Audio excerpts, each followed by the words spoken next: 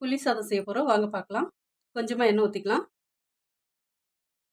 கடுகு, கடலக்கொட்டை, ஒரு காஞ்ச மிளகாய் போட்டிருக்கேன். உளுத்தம்பருப்பு, கடலப்பருப்பு, வெங்காயம் போட்டுக்கலாம். ஒரு வெங்காயம் வந்து சின்ன சின்னதாக கட் பண்ணி வச்சுருக்குறது. கருவேப்பிலை கொஞ்சமாக நல்லா செவக்க வறுக்கணுங்க. ஸ்பூன் உப்பு வச்சுருக்கேன், அதில் வந்து அரை ஸ்பூன் மட்டும் போட்டுக்கிறேன்.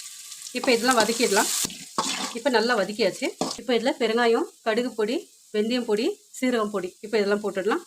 இதெல்லாம் போட்ட பிறகு ரொம்ப நேரம் வதக்கக்கூடாது, லேசாக வதக்கி விட்டுக்கோங்க.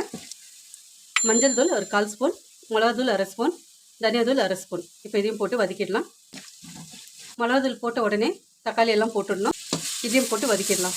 இப்போ கொத்தமல்லியும் சேர்த்து இதில் போட்டுக்கலாம். இப்போ இதெல்லாம் நல்லா வதக்கியாச்சு.